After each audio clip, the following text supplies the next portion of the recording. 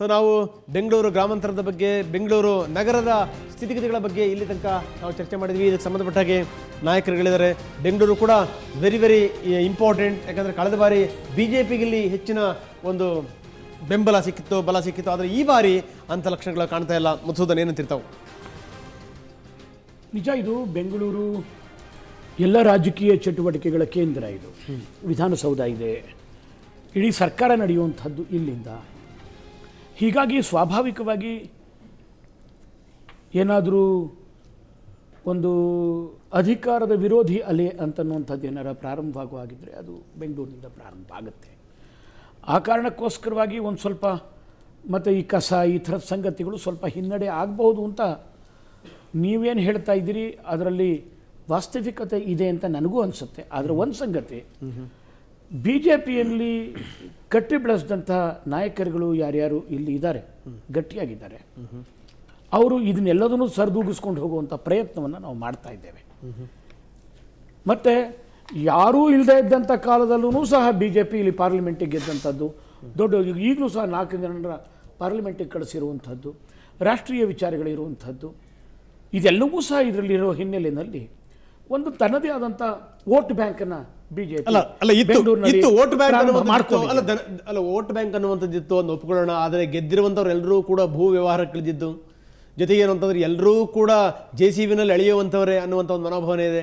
ಕಸ ಎತ್ತಾಕುವಂಥ ಯೋಗ್ಯತೆ ಇಲ್ಲ ಅನ್ನುವಂಥ ಒಂದು ಮಾತಿದೆ. ಸೊ ಇದೆಲ್ಲದೂ ಕೂಡ ನಿಮ್ಮ ಪಕ್ಷಕ್ಕೆ ಮೈನಸ್ ಆಗುತ್ತೆ ಅಂತ ಒಪ್ಕೋತಿರಲ್ವ ನೀವು? ಅಲ್ಲ, ಸ್ವಲ್ಪ ಹಿನ್ನಡೆ ಆಗಬಹುದು, ಆದರೆ ಬಹಳ ದೊಡ್ಡ ಪ್ರಮಾಣದಲ್ಲಿ ನಮ್ಮನ್ನು ಜನ ತಿರಸ್ಕರಿಸ್ತಾರೆ ಅಂತ ನನಗೆ ಅನ್ನಿಸ್ತಾ ಇಲ್ಲ. ಓಕೆ, ಯಾಕೆಂದರೆ because of our vote bank. Okay, ಏನಂತೀರಿ ಸರ್? ಈ ಬೆಂಗಳೂರಂಥ ಕಾಸ್ಮೋಪಾಲಿಟನ್ ಮಹಾನಗರ, ಇದು SM ಕೃಷ್ಣ ಅವಧಿಯಲ್ಲಿ ಇದನ್ನು ಸಿಂಗಾಪುರ್ ಮಾಡ್ತೀನಿ ಅನ್ನೋ ಸಿಂಗಲ್ ಪಾಯಿಂಟ್ ಪ್ರೋಗ್ರಾಮ್ ಅವ್ರದ್ದಾಗಿತ್ತು. ಬೆಂಗಳೂರು ಈಗಾಗಲೇ ಸಿಂಗಾಪುರ್ ಆಗೋಗ್ಬಿಟ್ಟಿದೆ. ಬೆಂಗಳೂರು ಕೇಂದ್ರಿತ ಕರ್ನಾಟಕವೇ ಬೇರೆ, ಬೆಂಗಳೂರೇತರ ಕರ್ನಾಟಕವೇ ಬೇರೆ. ಇಲ್ಲಿ ಪಕ್ಷಾತೀತವಾಗಿ ಒಂದು ಸಮಾನವಾದ ಅಂಶ ಏನು ಅಂತಂದರೆ, ಇಲ್ಲಿ ಗೆದ್ದಿರೋರು ಮತ್ತೆ ಗೆಲ್ಲಬೇಕನ್ನೋ ಸಾಧ್ಯತೆ ಗೆಲ್ಲಬೇಕನ್ನೋ ಆಸೆ ಮತ್ತು ಸಾಧ್ಯತೆಯನ್ನು ಹೊಂದಿರೋರು ಎಲ್ಲರೂ ರಿಯಲ್ ಎಸ್ಟೇಟ್ ವ್ಯವಹಾರದ ಮೂಲಕ ಶ್ರೀಮಂತರಾಗಿರೋರು. ಇಲ್ಲಿರೋ ಕಾರ್ಪೊರೇಟರ್ಗಳು ಕೂಡ ಕೋಟ್ಯಾಧಿಪತಿಗಳು. ಅವರು ಚುನಾವಣಾ ಸಂದರ್ಭದಲ್ಲಿ ಅವರು ಮಾಡಿದ ಘೋಷಿತ ಆಸ್ತಿ ಆದಾಯವೆಲ್ಲ ಕೋಟಿ ಲೆಕ್ಕಾಚಾರದಲ್ಲೇ ಇತ್ತು. ಈ ಕೋಟ್ಯಾಧಿಪತಿಗಳ ಸಾಮ್ರಾಜ್ಯವನ್ನು ಮುರಿಯಬಲ್ಲ ಒಂದು ಹೊಸ ರಾಜಕೀಯ ಪ್ರಜ್ಞೆ ಅಗತ್ಯ ಇದೆ. ಈಗಲೂ ಕೂಡ ಗೆಲ್ಲೋ ಸಾಧ್ಯತೆ ಇರೋ ಬಹುಪಾಲು MLAಗಳು ಕನಿಷ್ಠ ಪಕ್ಷ ಮತದಾರರ ಜೊತೆಗೆ, ತಮ್ಮ ಕ್ಷೇತ್ರದ ಮತದಾರರ ಜೊತೆಗೆ ನಿರಂತರ ಸಂಪರ್ಕ ಇಟ್ಕೊಂಡಿರೋರು ಮತ್ತು ನಿರಂತರ ಒಂದು ಸಂತೋಷದ ಭಾವನೆಯನ್ನು ಯಾರ್ಯಾರು ಕೊಡ್ತಾ ಬಂದರೆ ಅವರೆಲ್ಲ ಅನೇಕ ಥರದ ಗಿಮಿಕ್ಗಳನ್ನು ನಾವು ನೋಡ್ತಾ ಇದ್ದೇವೆ. ಎಲ್ಲ ಕಡೆ ದೊಡ್ಡ ಪ್ರಮಾಣದ ಹಣದ ಅನಿವಾರ್ಯತೆಯಲ್ಲಿ ಭಾಳ ಎದ್ದು ಕಾಣ್ತಾ ಇದೆ. ಈ ರಿಯಲ್ ಎಸ್ಟೇಟ್ ಸಾಮ್ರಾಜ್ಯ ಬೆಂಗಳೂರಿನ ರಾಜಕಾರಣವನ್ನು ಬೇರೆ ರೀತಿಯಲ್ಲಿ ಇದನ್ನು ರೂಪಾಂತರಗೊಳಿಸಿರೋದ್ರಿಂದ ಇಂಥ ನಾಯಕನಿಂದ ಇಂಥ ಪಕ್ಷ ಗೆಲ್ಲುತ್ತೆ ಅಂತ ಹೇಳೋ ಸಾಧ್ಯತೆನೇ ಇಲ್ಲ. ಅವರವರೇ ಸ್ವತಂತ್ರ ಸಾಮ್ರಾಜ್ಯವನ್ನು ಸ್ಥಾಪಿಸ್ಕೊಳ್ಳುವಷ್ಟು ಬಲಿಷ್ಠರಾಗಿಬಿಟ್ಟಿದ್ದಾರೆ. ನೋಡಿ, ಯಡಿಯೂರಪ್ಪನವ್ರ ನಾಯಕತ್ವದಲ್ಲಿ BJPಯನ್ನು ಅಸೆಂಬ್ಲಿಯಲ್ಲಿ ಗೆಲ್ಲಿಸಿದ್ರು, ಪಾರ್ಲಿಮೆಂಟ್ನಲ್ಲಿ ಗೆಲ್ಲಿಸಿದ್ರು ಮತ್ತು ಕಾರ್ಪೊರೇಷನಲ್ಲಿ ಕೂಡ ಗೆಲ್ಲಿಸಿದ್ರು. ಕಾರ್ಪೊರೇಷನ್ ಗೆದ್ದು ಬಂದ 113 ಜನ BJP ಸದಸ್ಯರ ಪೈಕಿ ಒಬ್ಬರು ಲಿಂಗಾಯತರಲ್ಲ. ಅಂದರೆ ಲಿಂಗಾಯತರ ಪ್ರಾಬಲ್ಯ ಇಲ್ಲದೇ ಇದ್ದಾಗಲೂ ಕೂಡ ಯಡಿಯೂರಪ್ಪ ನಾಯಕತ್ವದ BJPಯನ್ನು ಗೆಲ್ಲಿಸಿದ್ರು. ಅಂದರೆ ಯಡಿಯೂರಪ್ಪನವರು ಎಲ್ಲ ಒಂದು ಕಡೆ ಆತ್ಮವಿಮರ್ಶೆ ಮಾಡ್ಕೊಳ್ಬೇಕಾಗಿದೆ. ಈ ರೀತಿ ಕರ್ನಾಟಕ ಜನ ನನಗೆ ಪಕ್ಷಾತೀತವಾಗಿ ಬೆಂಬಲ ಕೊಡ್ತಾ ಬಂದ್ರಲ್ಲ, ರಾಜಧಾನಿ ಜನ ಕೂಡ ನನಗೆ ಬೆಂಬಲ ಕೊಟ್ಟರು. ಅದು ನಾನು ಮಾಡಿದ್ದೀನಿ. ಎಲ್ಲೋ ಒಂದು ಕಡೆ ಲಿಂಗಾಯತರ ಆರ್ಭಟ, ಲಿಂಗಾಯತರ ಮೇಲ್ಗೈ ಆಯಿತು ಅನ್ನೋ ಒಂದು ಭಾವನೆ ಉಳಿಸ್ಬಿಟ್ನಲ್ಲ ಅಂತ ಅವ್ರು ಆತ್ಮವಿಮರ್ಶೆ. ಇದೆಲ್ಲ ಜೊತೆಗೆ ಒಂದು ಪಾಯಿಂಟ್ ಆ್ಯಡ್ ಮಾಡ್ಕೋಬೇಕು. ವಿಧಾನಸೌಧ ಇರುವಂಥದ್ದು ಅಂದರು, ಮಾರಾಟ ಆಗದೆ ಉಳಿದಿರುವಂಥದ್ದು ಅಂತ ಸೇರಿಸಬೇಕು ಅಂತ. ಅಷ್ಟೊಂದು ಭೂ ವ್ಯವಹಾರ ಇಲ್ಲಿ ಅಲ್ಲ. ಆ ಪ್ರವೃತ್ತಿ ಎಲ್ಲ ಪಕ್ಷಗಳು ಸಮಾನವಾಗಿದೆ. ಎಲ್ಲ ಪಕ್ಷದ ನಾಯಕರು ಇವತ್ತು ಬೆಂಗಳೂರು ಲೋಕಾಯುಕ್ತ ನ್ಯಾಯಾಲಯದ ಎದುರಿಗೆ ಎಲ್ಲ ಪಕ್ಷದ ನಾಯಕರು ಆಂಟಿಸಿಪೇಟರಿ ಬೇಲು ಅಥವಾ ಬೇಲ್ ತಗೊಂಡು ಹೊರಗಿದ್ದಾರೆ. ಎಸ್ ಸರ್, ಏನಂತೀರಿ? ಮೊದಲಿಂದಲೂ ಕೂಡ ನಮ್ಮ ಪಕ್ಷಕ್ಕೆ ಒಂದು ಬಿರುದಿದೆ. ಇದು ರೈತರ ಪರವಾಗಿರುವ ಪಕ್ಷ ಮತ್ತು ಗ್ರಾಮೀಣ ಜನರ ಪರವಾಗಿರುವ ಪಕ್ಷ ಅಂತ ಹೇಳಿ ಮೊದಲಿಂದಲೂ ಕೂಡ ನಮಗಿದೆ.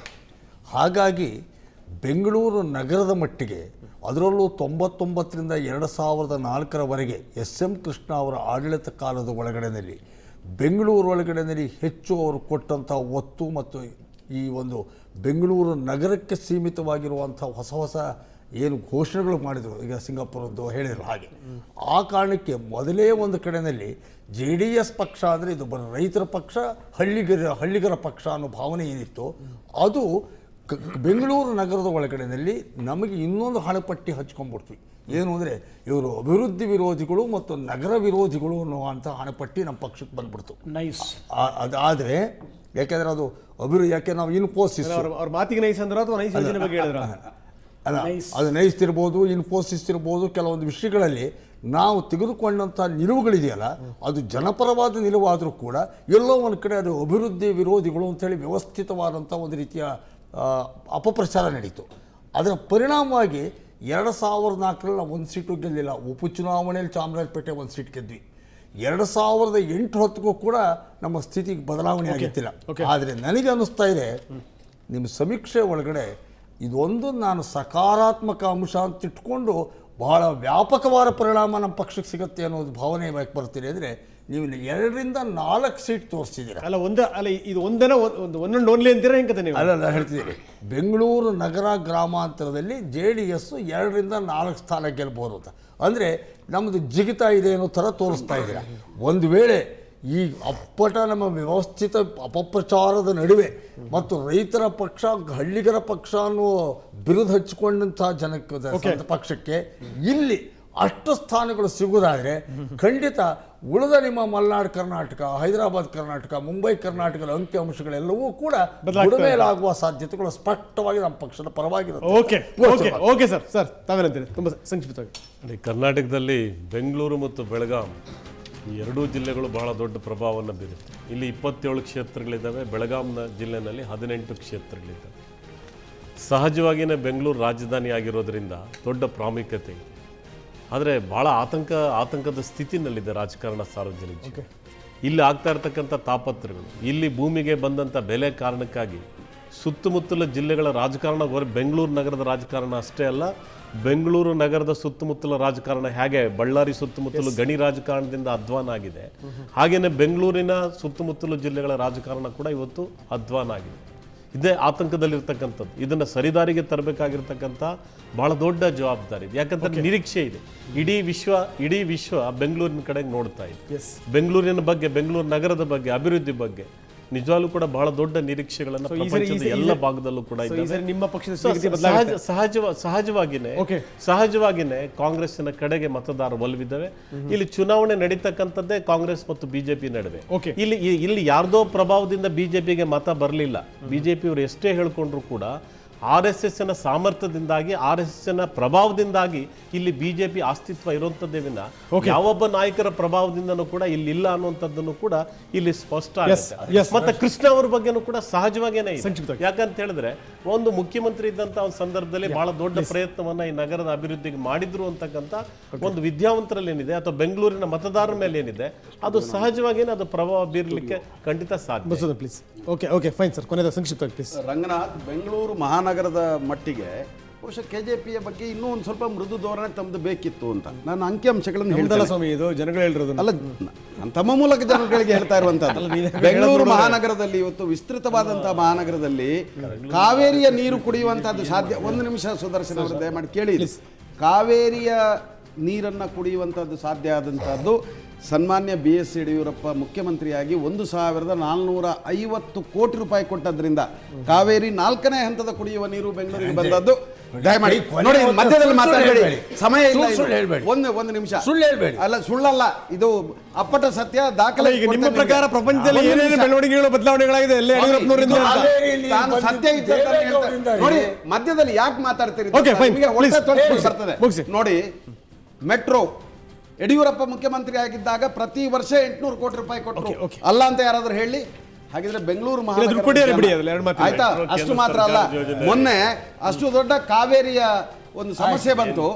ಯಾರಾದ್ರೂ ಮಾತಾಡಿದ್ರ ಕಾವೇರಿಯ ಬಗ್ಗೆ? ಯಾರು ಆ ರೀತಿಯಲ್ಲಿ ಧರಣಿ ಮಾಡಿದಂತವರು? ಯಡಿಯೂರಪ್ಪ.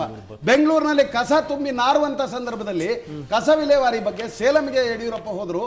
ಯಾವೊಬ್ಬ ಶಾಸಕ, ಯಾವೊಬ್ಬ ಮಂತ್ರಿ ಅವರು ಬಂದು ಅದನ್ನು ಪರಿಹಾರ ಮಾಡಲಿಲ್ಲ.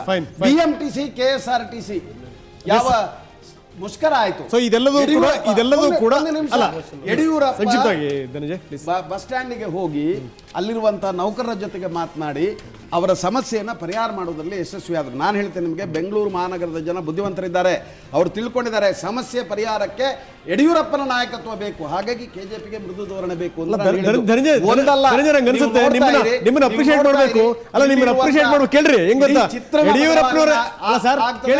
KJPಗೆ ಬೆಂಗಳೂರಿನಲ್ಲಿಯೂ ಕೂಡ ಸ್ಪಷ್ಟವಾದಂತಹ ಒಂದು ಜನಬೆಂಬಲ ಸಿಗ್ತದೆ. Okay fine. ನಮ್ಮ ಸಂಖ್ಯೆ ತುಂಬಾ ದಾಟ್ತದೆ. ಯಡಿಯೂರಪ್ಪನವರೇ ಅದನ್ನ ದಯಮಾಡಿ ಯಡಿಯೂರಪ್ಪನವರೇ ದ್ವಿಪಾತ್ರ ಅಭಿನಯಿಸಿದ್ರು ಕೂಡ ಅವ್ರನ್ನವ್ರು ಅಷ್ಟು ಜನ ಸಮರ್ಥನೆ ಮಾಡ್ಕೊಳಕ್ಕಾಗಲ್ಲ ನೋಡಿ, ಅಷ್ಟು ಜನ ಸಮರ್ಥನೆ ಮಾಡ್ತೀರಿ, ನನ್ನ ನಿಮ್ಮನ್ನು ಅಭಿನಂದಿಸಬೇಕು.